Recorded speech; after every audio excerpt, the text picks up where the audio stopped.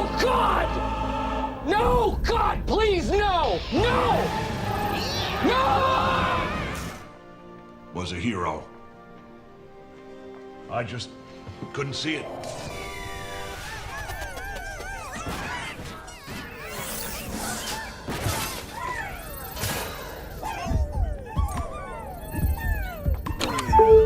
You were the chosen one!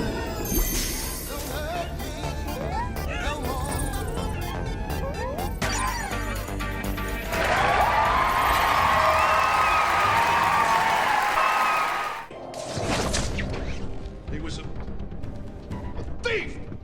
A criminal! Do you remember a game that made you feel like a kid again? That brought you back to a simpler time?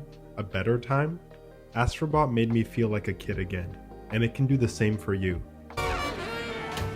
How do you do, fellow kids? What? In one word, this game is magical. What makes it different is that it shows you what games are really about. Fun, joy, discovery.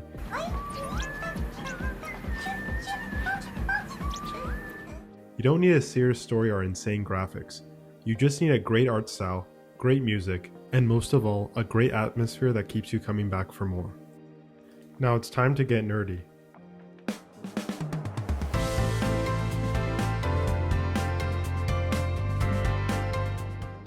From the adorable bots inspired by popular franchises like Uncharted, God of War, Horizon Zero Dawn, and even obscure ones, there is a level of care and love in this game that reminds you of the cookies your mom used to make. What it was like to sit in your bedroom and game until you lost track of time and got in trouble for going past your bedtime. That was the best. Sony never really had a true mascot like Mario for Nintendo, but this game cements Astro Bot as a household name. And if you don't believe me, even my dad played this game, finished this game, and worships Astro Bot now. Because of this game, my dad believes AI is the future, that Astro Bot should become our world leader. Maybe even a religion? Okay, that's going too far. Or maybe not far enough. Platformers are no longer dominated by Mario. Instead of a plumber, we get a cute robot. Is there really any contest? The age of robotics is clearly here. For me, Astro Bot stands right alongside Super Mario Odyssey as one of the best 3D platformers ever made. Both games understand world design and the joy of making you feel like anything can happen in the world. Yes, you can have a brother like Luigi who is really weird and you want to avoid. Mamma mia! Mamma mia! Silence! Yes, you can become a sentient robot. Elon Musk is already working on that. Astro Bot is so good that it made me grind for the Platinum Trophy. It became my life's mission. I'm proud to say I found every bot, completed every challenge level, and even beat the Great Master Challenge.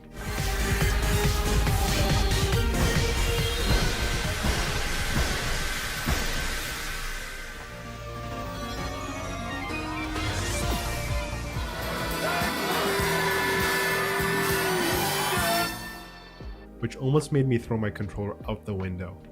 I don't even know how many times I died. Easily over 100. And this game changed my life. Are you sure about that? Can you change people that don't want to change? Of course you can change people who don't want to change. Dumbass! If you ask my mom, she says I'm more confident because of it. This game can change your life too. It can give you the confidence you need to succeed in life. Or at least to try Elden Ring? No, I'll never have the confidence to do that. Hey, boy, ain't no fucking way, boy. Astro Bot made me question my life choices. How far was I willing to go for a bot? I've met a lot of aim bots. Never liked them. But this is not any bot. It's Astro Bot. What was I willing to do for the cutest bot in the world?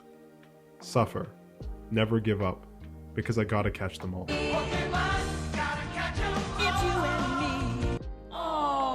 Oh yeah. As you get older, you start to realize that simpler is usually better. In Astro Bot, every level has a simple goal. Get to the flag at the end, and collect as many bots as you can. That's genius. With that simple premise, the game opens up infinite possibilities. In open world games, everything has to connect and make sense with the environments, which limits creativity.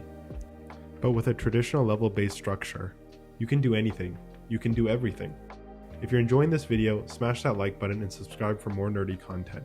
In Astro Bot, you explore magical deserts, the emptiness of space, the world from a mouse's perspective, Santa-themed levels, spooky ghost stages with invisible platforms, massive construction sites in the sky, and even Minecraft-like block worlds.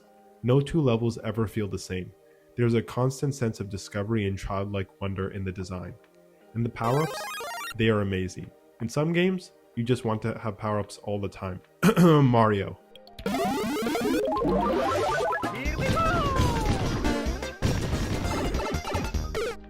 But in Astro Bot, you learn to appreciate every level, whether you have a cool ability or you're just playing as Astro. Both are just as fun. Let me ask you this. Has anyone ever made a platformer designed specifically for a 4K 60 FPS system like the PS5? No, not really. This leads to wild ideas like time warping powers, huge enemy count, and insane environmental detail without any slowdown. This feels like the true next generation Mario game we never got, but always wish we had.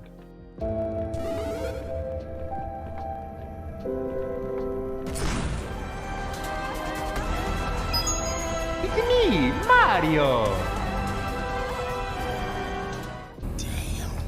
There are so many small details that make Astro Bot special.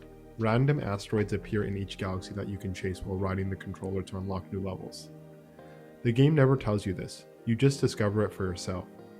And the secret levels within a level from the Lost Galaxy were amazing. Then there are Astro's tiny animations, the way his eyes flicker, the fact that you literally rebuild a PS5 piece by piece, unlocking minigames for the GPU and CPU. The entire story is about rebuilding the PS5 mothership and saving your friends from an annoying alien. That might be the funniest premise I've ever heard for a video game. What Astro Bot does well is it builds on Astro's Playroom. That game already blew everyone away, and it was free.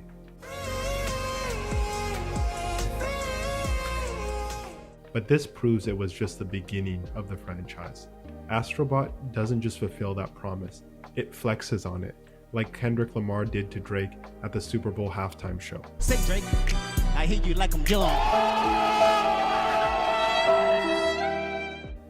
And I have to talk about the dual speeder paints. The animation alone, smashing a paint bucket and choosing a color, was so satisfying that I spent an hour repainting my controller. Hurry up already, eh? I'm not kidding, and I still can't decide on what color to use. Maybe the gold one? There's also a mystery box system that is fun, and definitely not gambling. Instead of sports betting, you can do this instead. You get to play a gacha game where, like real life, sometimes you don't get the toy. Except here, the machine doesn't steal your money. Nice shot.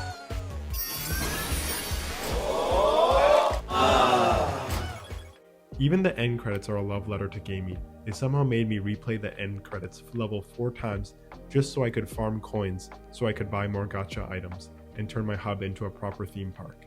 And that's the perfect analogy. Astro Bot is like Disney World.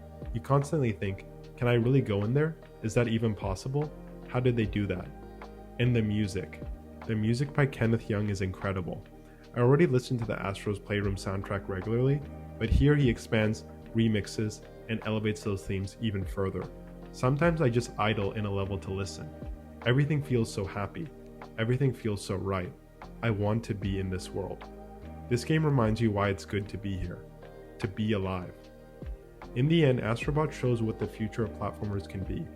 A game doesn't need a colossal budget, realistic graphics, or an open world to be great. When I first played it, I was glued to the screen. It was everything I didn't know I wanted. Great games let players explore. They let you discover things for yourself. They don't hold your hand. Astro Bot does exactly that, and in doing so, it reminds you that the future of gaming is still bright, that you can still be a kid again. What's up, players? Are you ready? So what did you think of Astro Bot? Did it make you feel like a kid again? Who would win in a fight between Mario and Astro Bot? Place your bets down below. Let me know in the comments. And remember, I'm just another nerd. Stay nerdy out there.